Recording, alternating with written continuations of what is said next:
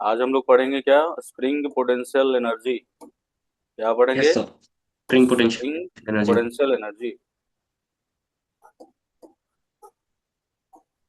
Spring potential energy, है ना?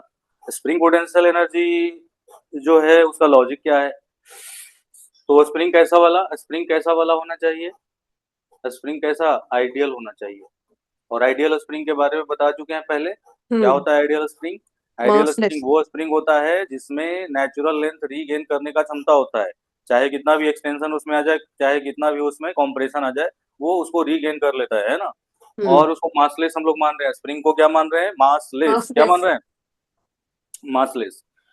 तो ये बात बताओ कि अब हम लोग क्या कर रहे हैं? अब पहले हम लोग फिजिक्स जो पढ़ रहे थे, वर्क पावर एनर्जी चैप्टर के पहले, उसमें सोचने का नजरिया थोड़ा अलग था। इसमें एनर्जी मेथड से सोच रहे हैं, तो एनर्जी के टर्म में लॉजिक सारा लगा रहे हैं ना।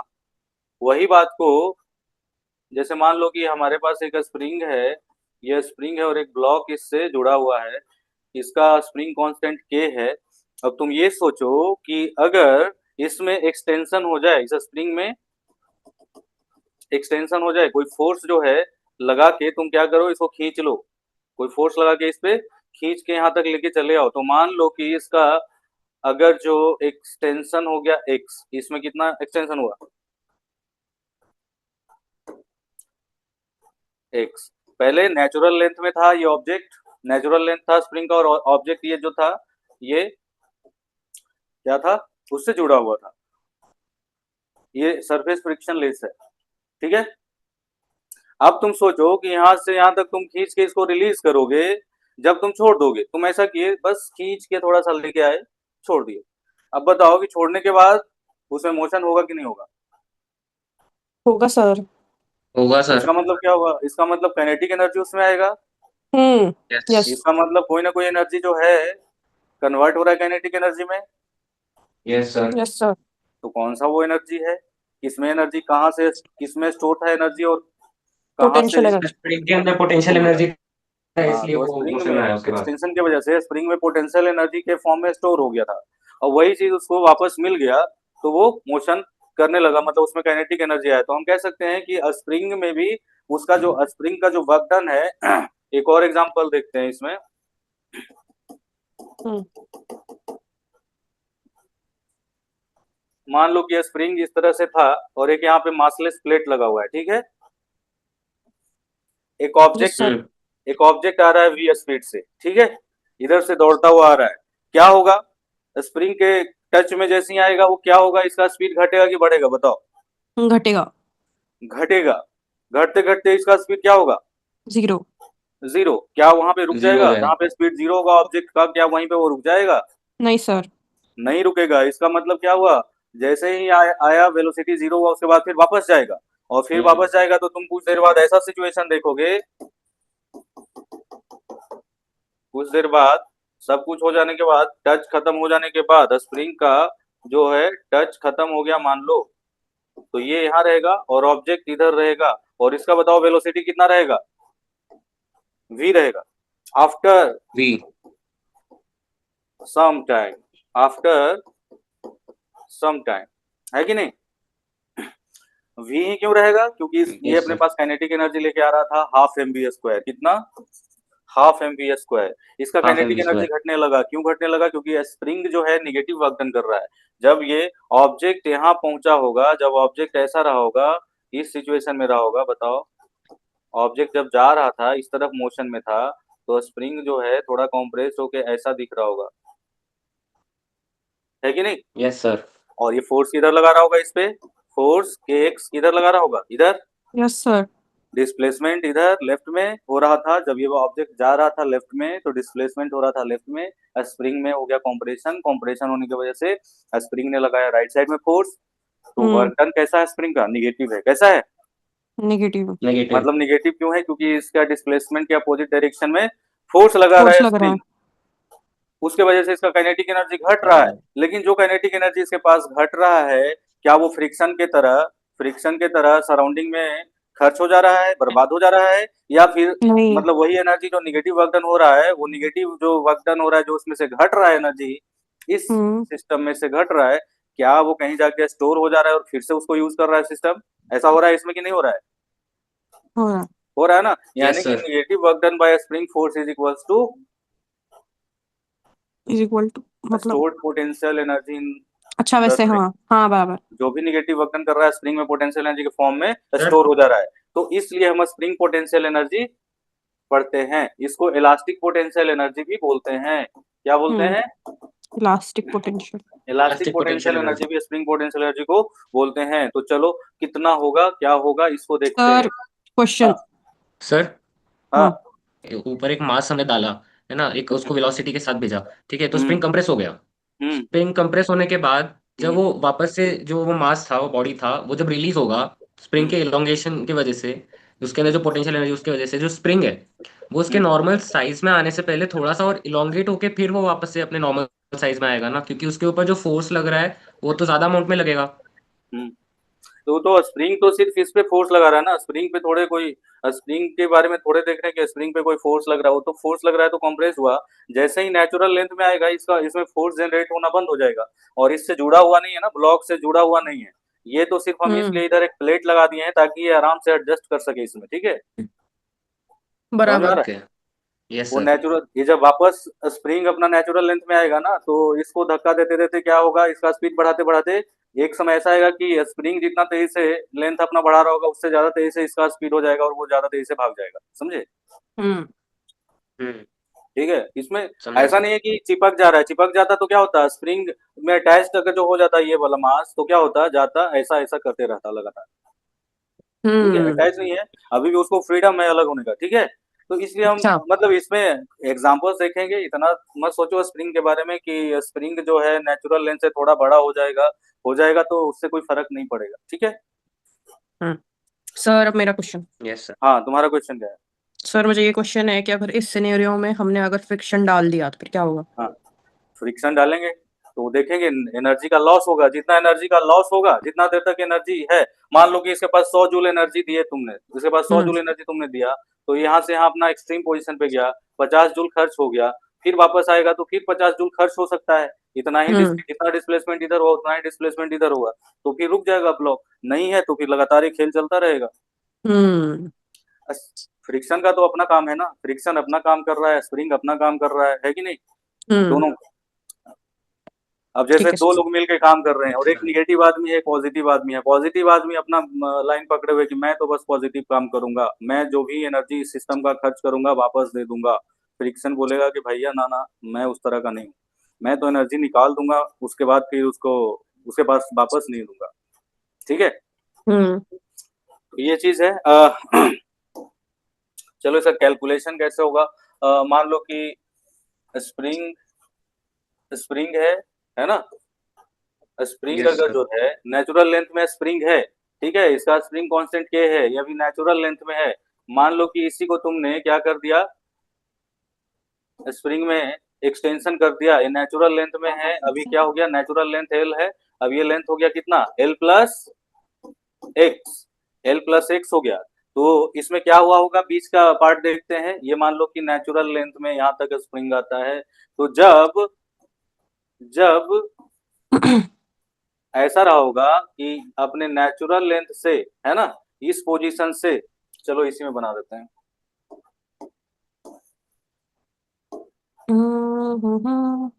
इस पोजीशन से, है ना, इस पोजीशन से मान लो कि यहाँ से अगर जो एक्सटेंशन हुआ होगा कितना, dx कितना हुआ होगा, dx आगे डीएक्स। बढ़ा होगा, dx आगे बढ़ा होगा, है ना? तो इस पे फोर्स जो लग रहा होगा वो किधर लग रहा होगा, मान लो कि x आगे गया, ये एक्स आगे गया, यहाँ पे एक्स आगे गया एक पोजीशन पे, जनरल सिचुएशन पे, ठीक है, ब्लॉक यहाँ तक पहुंच गया है। और फर्दर आगे डी एक्स क्या होता है, इसमें फर्दर आगे डी एक्स क्या होता है, मूवमेंट होता है, ठीक है। मूवमेंट। मान लो यहाँ पहुंच गया, ठीक है,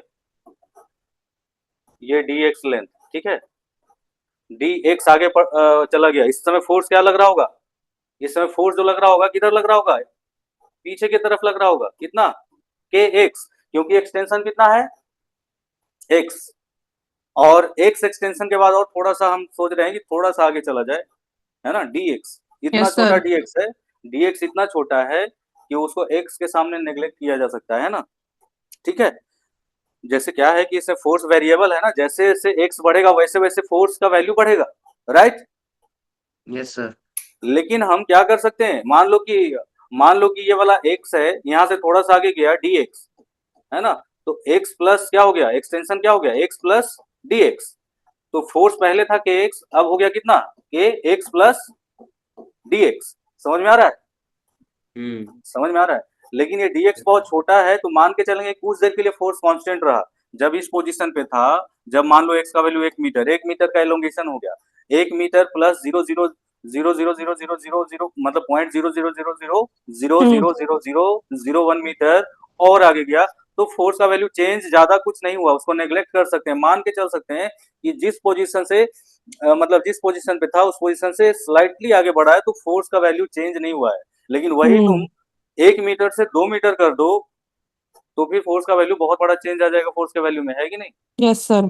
तो कुछ देर के लिए हम कांस्टेंट मान के वर्क डन ऑफ फ्रिक्शन लिख सकते हैं कि नहीं, कुछ देर के लिए हम कांस्टेंट मान के वर्क डन ऑफ फ्रिक्शन क्या लिख सकते हैं, D W is equals to, किधर फोर्स लग रहा है और किधर डिस्प्लेसमेंट हो रहा है, डिस्प्लेसमेंट किधर हो रहा है, dx आगे हो रहा है, फोर्स किधर dx लग रहा आगे, है, तो ये फोर्स पीछे। लग रहा था kx और dx डिस्प्लेसमेंट हुआ इनटू cos 180 डिग्री, तो dw कितना हो जाएगा बताओ, माइनस dx dx। dx। अब हम इंटीग्रेशन कर देंगे इसका टोटल वर्क डन के लिए, टोटल वर्क डन के लिए इंटीग्रेशन करेंगे तो क्या आएगा, इंटीग्रेशन ऑफ के जीरो एक्स से डी एक, एक्स, ये जीरो x से को लेके जीरो टू से के एक्स क्या है, तक। के तो बाहर निकाल वर्क डन देंगे। इज इक्वल टू आएगा minus half K X square, hmm work done कितना आएगा, minus half K X kx square. Square. और हम जानते हैं negative work done by conservative force, negative work done मतलब by by conservative force conservative force, negative work done by conservative force is equal to equal to change in change in potential potential energy. Energy, negative work done by conservative force is equals to change in potential energy, potential energy so u is equals to, मतलब potential energy is equals to delta u, delta u is equals to क्या हो जाएगा, minus half, negative of half K X square, which is equals negative to of minus, हाँ half के x half K square, X square. Half समझ के में आ x रहा है। स्क्वायर। और यस सर। डेल्टा यू मतलब क्या है, final minus initial potential energy, और जब एक्सटेंशन जीरो होता है, जब एक्सटेंशन जीरो होता है, जीरो नेचुरल होता लेंथ है। में होता है जब स्प्रिंग, तो मान के चलना चाहिए कि स्प्रिंग पोटेंशियल एनर्जी जीरो है। सो सब मिला के बात ये आया कि स्प्रिंग जब एक स्प्रिंग जब एक स्प्रिंग L प्लस एक्स में है, मतलब L क्या है यहाँ पे, नेचुरल लेंथ, तो पोटेंशियल एनर्जी इसमें कितना स्टोर्ड है, हाफ के एक्स स्क्वायर, ठीक है। और यस सर। अगर ऐसा है कि L माइनस एक्स हो गया अगर जो स्प्रिंग का लेंथ, तब क्या है, पोटेंशियल एनर्जी उतना ही, अगर जो एक्सटेंशन हो या कॉम्प्रेशन हो, स्प्रिंग पोटेंशियल एनर्जी कितना स्टोर हुआ, हाफ के एक्स स्क्वायर, दोनों ही केस में, समझे। Yes yes sir. Sir. Extension हो या कॉम्प्रेशन हो, स्प्रिंग पोटेंशियल एनर्जी कितना उसमें स्टोर हो जाएगा, क्योंकि हमने हाफ जो अभी के एक्स। डेरिवेशन किया था इसका, हमने इसका डेरिवेशन एक्सटेंशन के समय किया, यही कॉम्प्रेशन के समय भी डेरिवेशन करते तो क्या बोलते, चलो एक्स इधर है, dx इधर डिस्प्लेस हुआ, तो फोर्स का डायरेक्शन इधर होता और डिस्प्लेसमेंट का इधर, तो फिर से यही सब लिखना होता, यही सब आता, right. Yes sir. Yes sir एक सर। सेकंड ये लिखने दीजिए।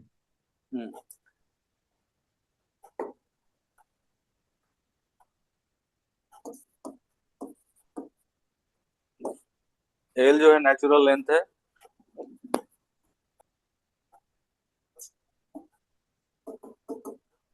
अगर क्वेश्चन ऐसा रहे, है ना, ये एक क्या है, ये प्लेट है ऐसा, या इतना बनाने का जरूरत नहीं है, वही वाला प्लेट है, इसलिए प्लेट को रखे हैं ताकि एक ऑब्जेक्ट अगर जो आ रहा है तो इस पे अच्छे से बैठ जाए, है ना,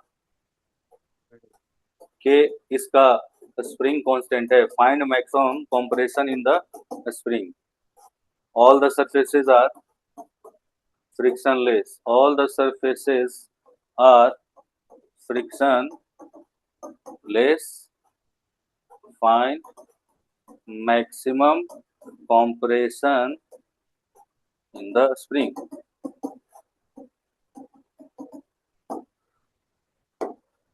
बताओ कितना होगा?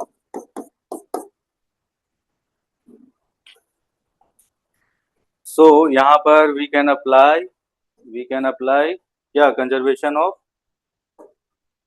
use conservation of mechanical Mechanical energy. energy. क्यों?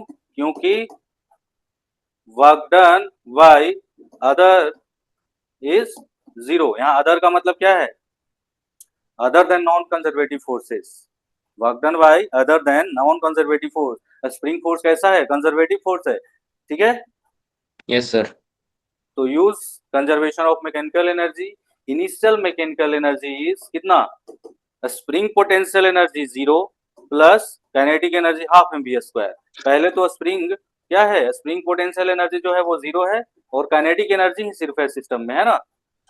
Final mechanical energy is equal to क्या? मैक्सिमम कंप्रेशन कब होगा? जब मैक्सिमम काइनेटिक एनर्जी ट्रांसफर हो जाए स्प्रिंग में. जितना ही yes sir.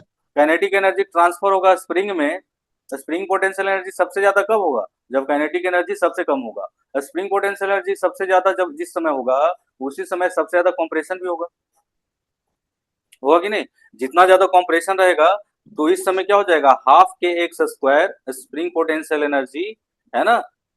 Spring potential energy half K X square plus kinetic energy 0 और EI should be equals to EF. So half mv square should be equals to half kx square, है ना?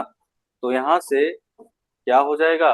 x square is equals to mv square by k हो जाएगा, यानी कि x is equals to v root m by k. Okay? Yes sir. इसमें कोई दिक्कत? No sir.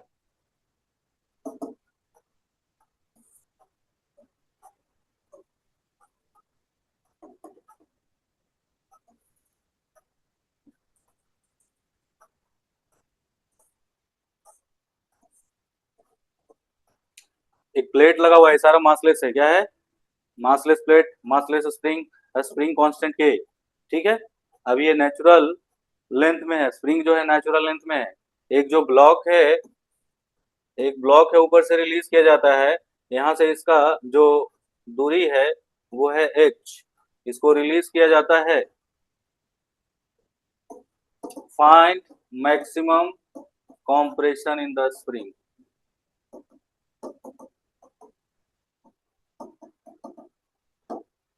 ये तुम फाइंड करो.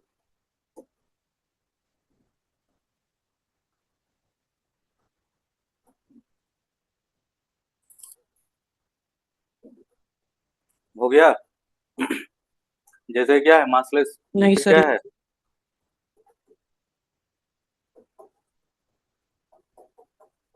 मासलेस प्लेट एक रखे हैं इसमें चिपका के स्प्रिंग के एक एंड में, ताकि ये ब्लॉक जो है इस पे आराम से बैठ जाए, ठीक है?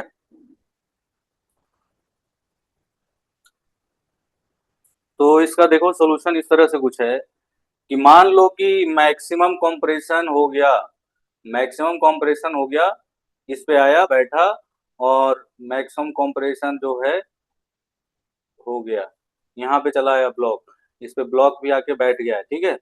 ये वाला कंप्रेशन मान लो कि मैक्सिमम हुआ कितना? x. कितना हुआ?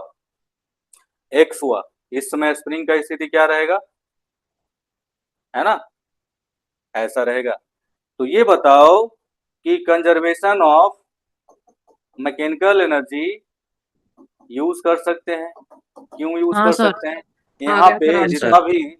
जितना भी कांड हुआ है, जितना भी सिचुएशन हुआ, उसमें कौन कौन सा फोर्स इन्वॉल्व था? ग्रेविटेशनल फोर्स और स्प्रिंग फोर्स. इस दोनों के अलावा और कोई फोर्स है स्प्रिंग जो कि वर्क फोर्स। डन कर रहा है? नहीं कर रहा है. तो apply conservation of mechanical energy क्योंकि दोनों ही कंजर्वेटिव फोर्सेज हैं. तो इनिशियल मैकेनिकल एनर्जी क्या हो गया? मैकेनिकल एनर्जी मतलब kinetic energy plus potential energy. Kinetic energy 0 था, यहाँ पे था तभी ना, इनिशियल सिचुएशन है। और हम इस लेवल को मान लेते हैं क्या, हम इस लेवल को रेफरेंस क्या मान लेते हैं, 0। जहां पे मैक्सिमम है ना, जहां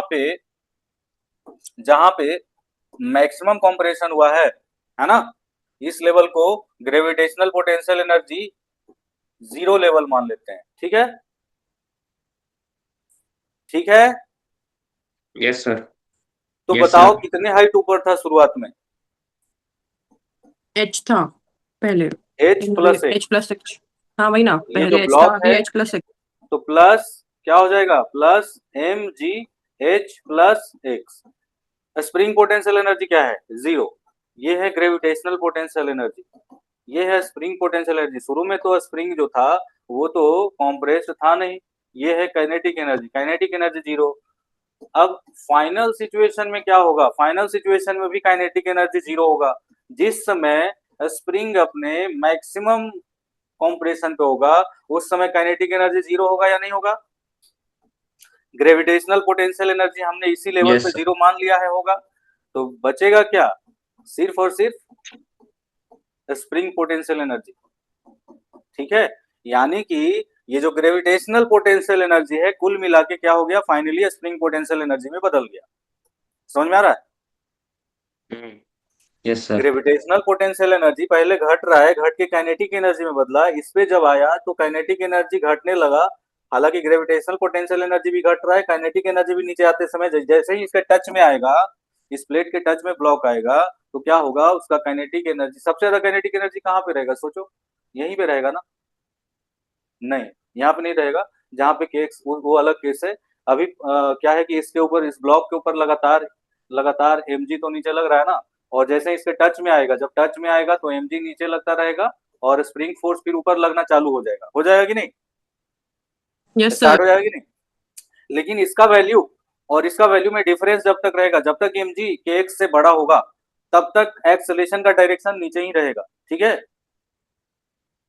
ठीक है।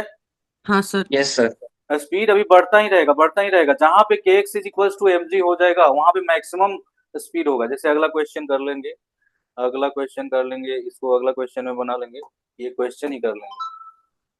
ठीक है, चलो अभी यहाँ पे समझ में आया। अभी तो हमें शुरुआत वाला सिचुएशन और लास्ट वाला सिचुएशन, अंतिम और शुरुआत का देखना है। तो शुरुआत में क्या था इसके पास एनर्जी ग्रेविटेशनल पोटेंशियल एनर्जी इतना था, बाकी दोनों इतना था। अब E I should be equals to E F, E I should be equals to E F. अब यहाँ से क्या आता है, E I should be equals to E F. ये अब यहाँ से क्या करोगे, M G H plus X should be equals to half K X square, और ये आएगा क्वाड्रेटिक इक्वेशन। क्या आएगा, क्वाड्रेटिक इक्वेशन के फॉर्म में आ जाएगा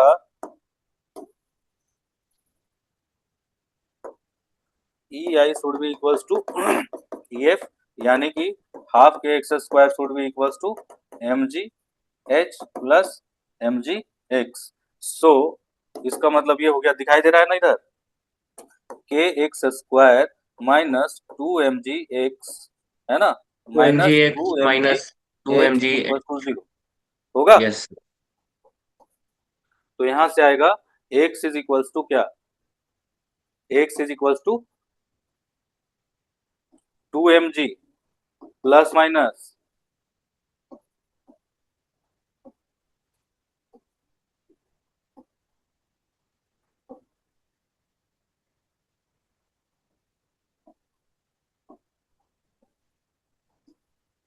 divided by 2k, divided by 2k, ऐसा ही आएगा ना, ऐसा ही आएगा ना। हाँ सर। Yes sir. तो इसमें हम कौन से वाले वैल्यू को लेंगे, ये देखो 2mg, और यहाँ पे इसका वैल्यू देखो कितना है, 4m² ये इसका वैल्यू 0 भी होता। ये बताओ 2mg, ये स्क्वायर रूट के अंदर वैल्यू 2mg से बड़ा है कि छोटा है, बड़ा है। क्योंकि इसका देखो, अगर जो सिर्फ 4m² का स्क्वायर रूट देखो तो 2mg है कि नहीं है, है कि नहीं है? सिर्फ इसका स्क्वायर रूट आएगा 2mg, तो ये वाला प्लस हो गया, तो 2mg से ये वाला पूरा जो, ये वाला जो पूरा है, ये वाला जो पूरा वैल्यू है वो 2mg से बड़ा होगा। ध्यान दो, यस सर। बड़ा होगा कि नहीं होगा? तो जब हम निगेटिव वाला लेंगे तो बड़ा वाला आएगा, है ना? निगेटिव वाला लेंगे तो बड़ा वाला आएगा, तो ये निगेटिव वैल्यू आ जाएगा। तो सिर्फ हमें किसको लेना है? पॉजिटिव वाला को लेना है। पॉजिटिव वाला को लेना है, यानी कि answer is 2mg plus 4m² plus 8mgh। इसमें मैं वैल्यू नहीं दिया हूँ, वैल्यू दिया हुआ रहता अगर, है ना, सभी का वैल्यू दिया हुआ रहता तो क्वाड्रेटिक इक्वेशन का जरूरत ही नहीं पड़ता, है ना? जरूरत ही पड़ता तो बहुत सिंपल होता, जरूरत तो पड़ता लेकिन सिंपल आता। ठीक है, यस सर। नेक्स्ट क्वेश्चन अगर जो देखा जाए तो क्या हो जाएगा, इसी में नेक्स्ट क्वेश्चन बोल देगा फाइंड मैक्सिमम वेलोसिटी। क्वेश्चन लिखो इसी सिचुएशन में, in our question find maximum velocity. In our question find maximum velocity मतलब speed, maximum speed of the block.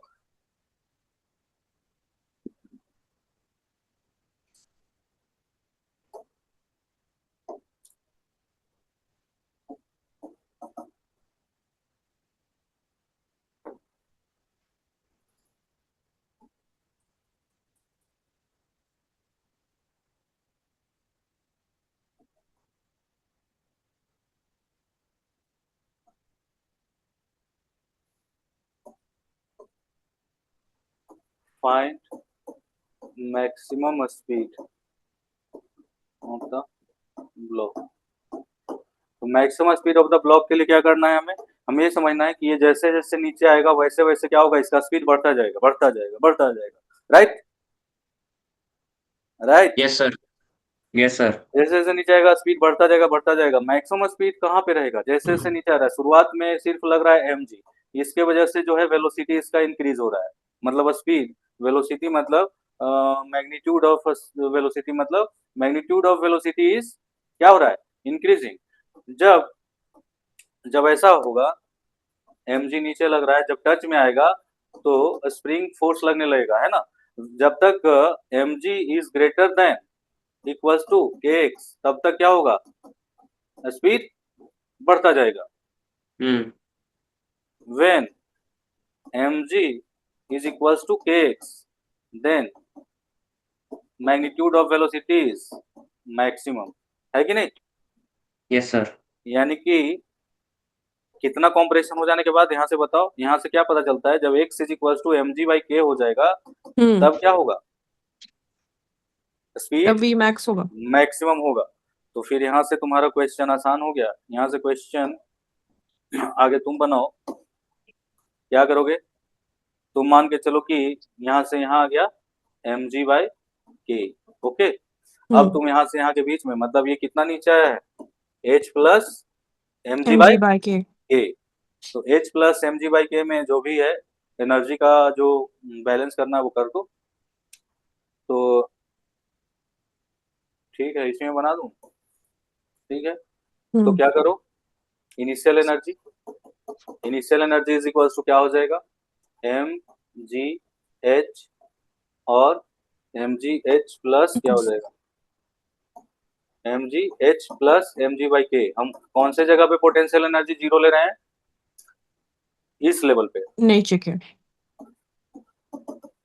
इस लेवल पे हम जीरो ले रहे हैं। और फाइनल इज इक्वल्स टू क्या हो जाएगा? हाफ एम वी मैक्स का square plus half K X square. उस समय के एक्स स्क्वायर मतलब के इंटू एम जी बाई के का स्क्वायर। ये दिख रहा है या नहीं दिख रहा है? नहीं सर, उस साइड का नहीं दिख रहा।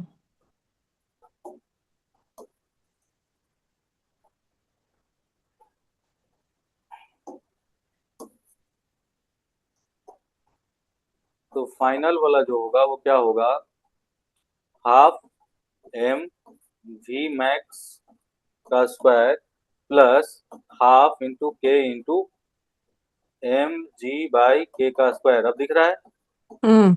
स्प्रिंग पोटेंशियल एनर्जी भी तो रहेगा उस समय, हाँ। और conservation of mechanical energy apply कर दो। कॉन्सेप्ट समझ में आ रहा है? Yes sir. Sir.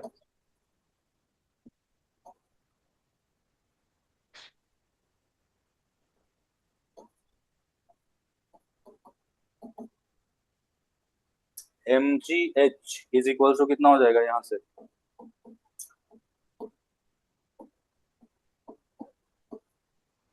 Square plus के स्क्वायर नीचे है तो M square G square by 2k। देखो यहाँ पे बचेगा कि नहीं? इसको लेफ्ट साइड में लेके जाओ तो क्या हो जाएगा?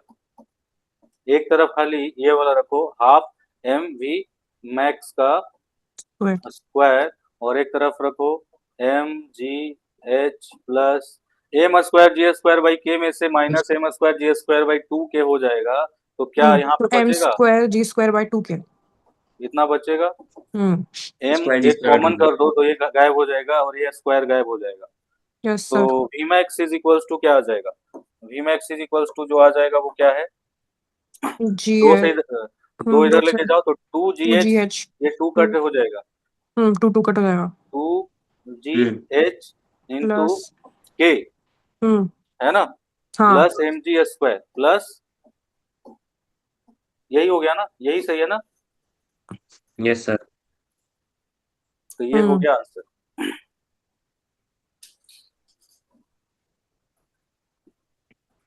कॉन्सेप्ट समझ में आ रहा है? Yes energy sir. का बैलेंस यस करना है, सर। बहुत ही इजी चैप्टर है। सर लेकिन मुझे ये एकदम। क्वेश्चन है हाँ। कि लास्ट टाइम हमने ऐसी सिचुएशन में जब हम्म, मैक्सिमम कंप्रेशन हुआ था तब वेलोसिटी 0 माना था, इसमें हम मैक्सिमम क्यों मान रहे हैं? मैक्सिमम क्या मतलब ऊपर जाने का क्या क्या मैक्सिमम। लास्ट सिचुएशन में क्या हुआ था? फिर से बोलो।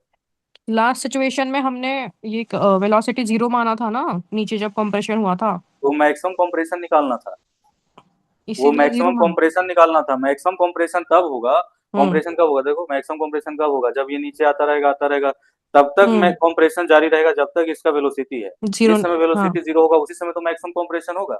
हम्म ये सिचुएशन क्या है? हमें मैक्सिमम कंप्रेशन नहीं, मैक्सिमम स्पीड निकालना है।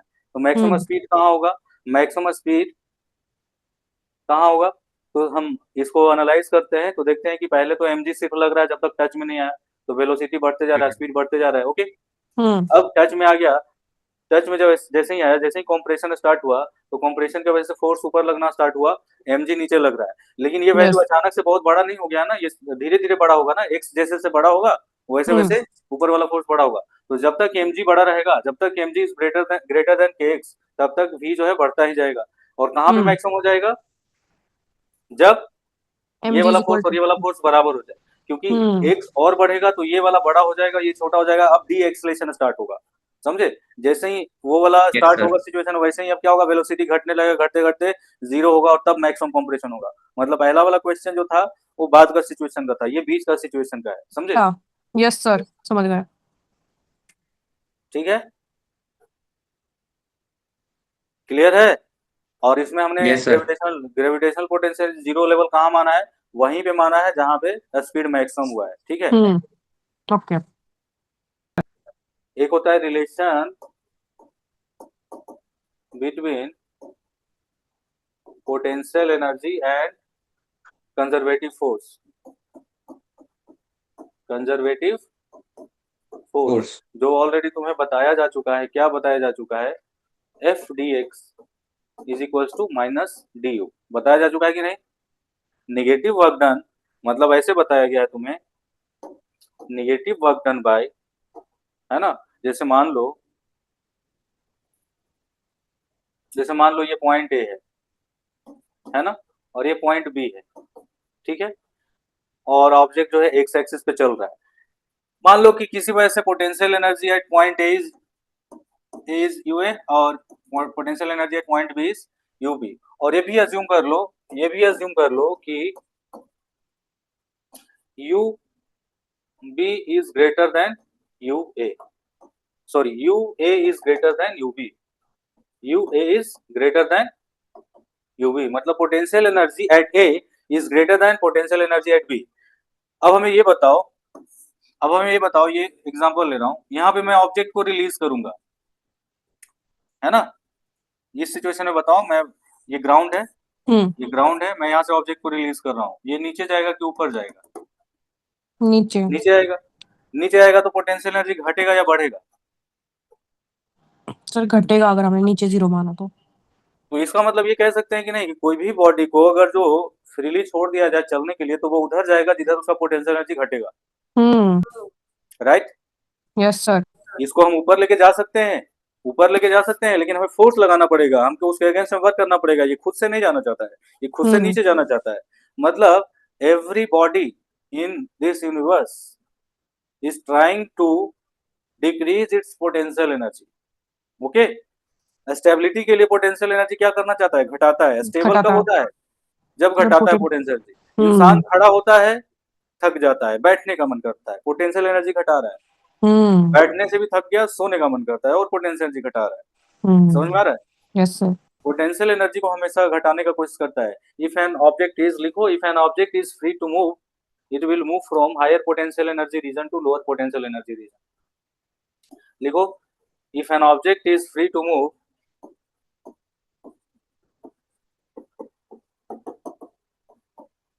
free to move, it will move from higher potential energy region to lower potential energy region।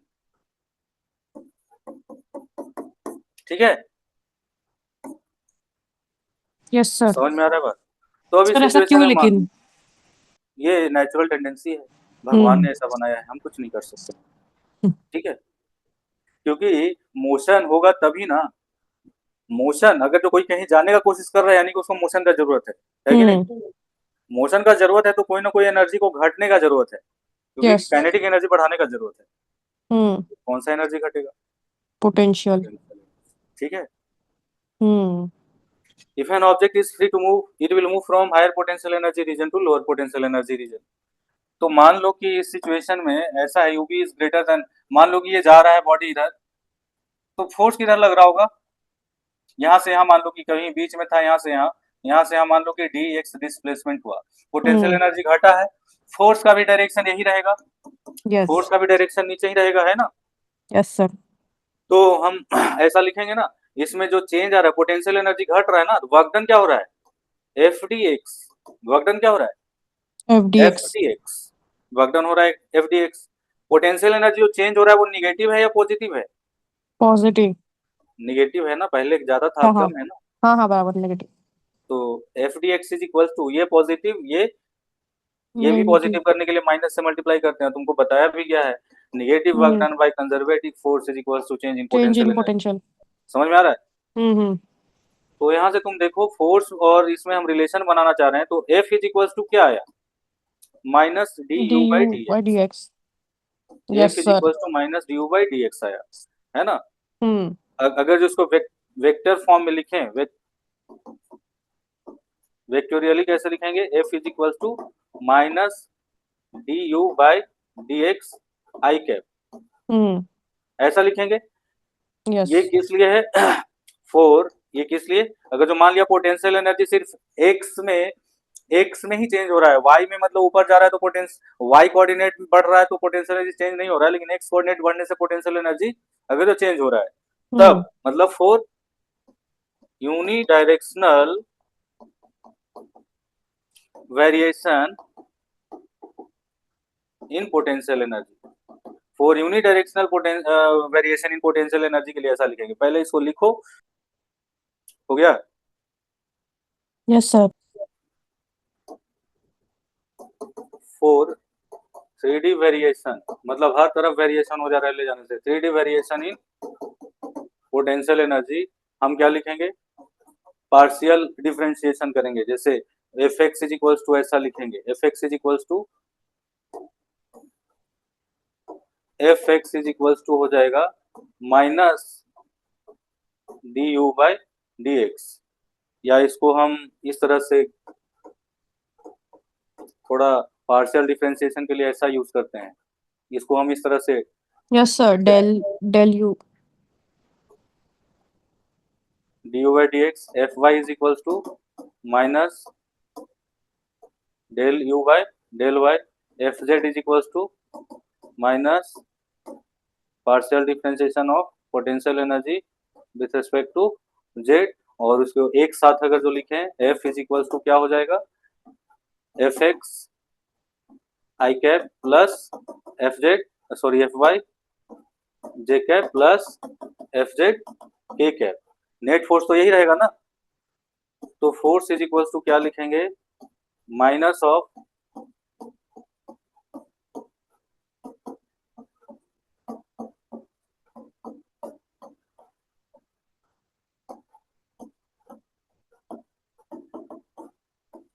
ठीक है, इस तरह से हम लिखेंगे। यस पार्शियल क्या है, ये पार्शियल डिफरेंशिएशन है, इसको हम कह सकते हैं पार्शियल डिफरेंशिएशन। पार्शियल डिफरेंशिएशन, तीनों पार्शियल डिफरेंशिएशन है, तो इसको कैसे करते हैं एग्जांपल से समझते हैं। पहले जल्दी से इसको लिखो, क्वेश्चन कैसा रहता है इसमें। जैसे क्वेश्चन इस तरह से रहे, in a region u is equals to 3x square plus 4y square Z, है ना। अगर जो पोटेंशियल एनर्जी किसी रीजन में इस तरह से वेरी कर रहा है ना, find force in this region. मतलब कोई ऑब्जेक्ट है तो उस ऑब्जेक्ट का पोटेंशियल एनर्जी इस तरह से चेंज कर रहा है, एक्स कोऑर्डिनेट, वाई कोऑर्डिनेट और जेड कोऑर्डिनेट के आधार पे, ठीक है। अलग अलग पोजीशन पे जा रहा है, तो एक्स वाई जेड कोऑर्डिनेट जो है वो चेंज कर रहा है। तो इस रीजन में फोर्स वेक्टर फॉर्म में बताना है, तो कैसे बताएंगे, तो हमें क्या करना पड़ेगा, फोर्स को निकालने के लिए F इज इक्वल्स टू क्या हो जाएगा, F X I cap plus F Y J cap plus F Z K cap, ठीक है। एफ एक्स कैसे कैलकुलेट करेंगे, F X is equals to minus D U by D X, minus मतलब डब्बा U by डब्बा D X, डब्बा X, ठीक है। Yes sir. डब्बा यू बाई डब्बा एक्स, तो ये क्या हो जाएगा, तो माइनस ऑफ, मतलब तुम्हें क्या करना है, इसको एक बार लेके आना है, इसको एक बार लेके आना है, और तुम्हें देखना है कि इसमें डिफरेंशिएशन मतलब y और z को कांस्टेंट मान लो। जब x वेरी कर रहा है तो y और z को कांस्टेंट मान लो, एक कांस्टेंट की तरह होगा। तो इसका डिफरेंशिएशन जो हो जाएगा ना, कितना हो जाएगा, माइनस 6x हो जाएगा। इसका डिफरेंशिएशन कितना हो जाएगा, माइनस 6x, 6x, तो टोटल होकर माइनस 6x हो जाएगा। और इसका जो इसका 6x होगा और इसका होगा 0, क्योंकि इसमें x है ही नहीं, वो कांस्टेंट तरह मान के चलोगे तो माइनस 6x हो जाएगा। उसी तरह आप बताओ एफ वाई क्या हो जाएगा, F Y is equal to minus डब्बा यू वाई डब्बा Y is equal to minus of क्या, इसमें y ये तो 0 हो गया, इसमें क्या हो गया, इसमें z जो है वो कांस्टेंट है, तो क्या हो जाएगा, क्या हो जाएगा, 8yz हो जाएगा, क्या हो जाएगा, 8yz, 8yz हो जाएगा। उसी तरह से एफ जेड क्या हो जाएगा, एफ जेड डब्बा यू बाई डब्बा Z which is equals to minus of 0 plus 4y square हो जाएगा कि नहीं हो जाएगा। तो नेट फोर्स जो हो जाएगा वो क्या हो जाएगा, net force is equals to क्या हो जाएगा बताओ, minus 6x I cap minus 8yz J cap minus 4y square K cap. ये हो गया आंसर, समझे, समझ में आया बात। Yes sir. तो इसको उतार लो जल्दी।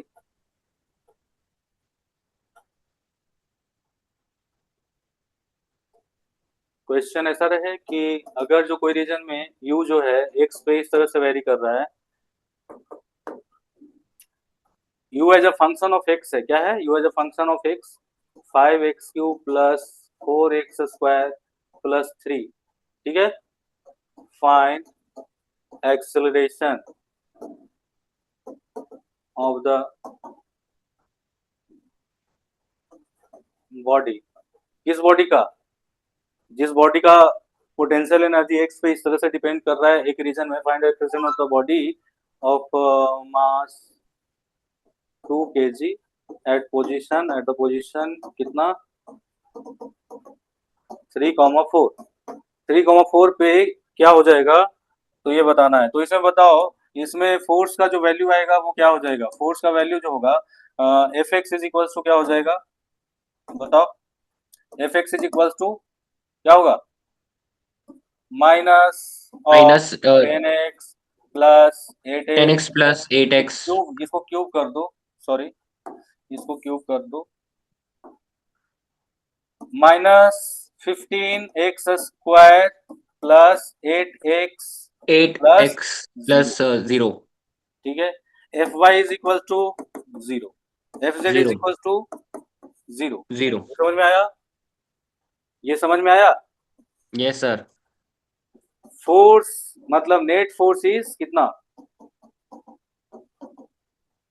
8x।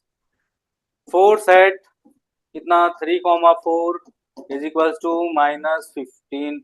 3,4 मतलब एक्स कोऑर्डिनेट कौन सा है? बताओ।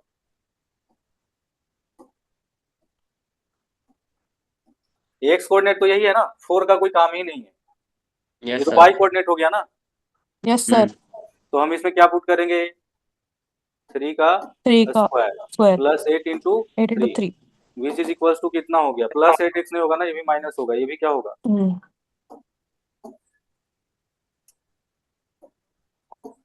8x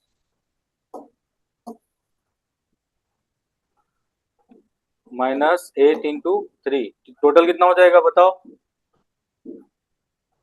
-135 अरे यार इसको 2,4 -24 कर दें क्या? ज्यादा कैलकुलेशन हो रहा है। मतलब इसमें निकालो टोटल 9 इंटू 15 कितना हो जाएगा? 135 135 minus 135 minus 24 -24 which is equals to कितना? -159 माइनस 159। 9। तो acceleration at 3,4 is equals to -159 by mass, force by mass. मतलब मास कितना है? 2 kg। 2। यानी कि इसका आधा कितना हो गया? इतना ही मीटर पर सेकेंड स्क्वायर, इतना ही पे काम खत्म करते हैं। ठीक है, यानी रिटार्डेशन हो रहा है, यानी कि जिधर ऑब्जेक्ट जा रहा है उसके अपोजिट में क्या हो रहा है? एक्सेलरेशन हो रहा है। ठीक है, यस सर। तो इस तरह से रहता है क्वेश्चन। इसको बना लोगे, इसको समझ गए? Yes yes sir. सर। एक चीज और जो है इसमें छूटा हुआ है वो है वर्टिकल सर्कुलर मोशन, जो अगले क्लास में हाँ। करेंगे।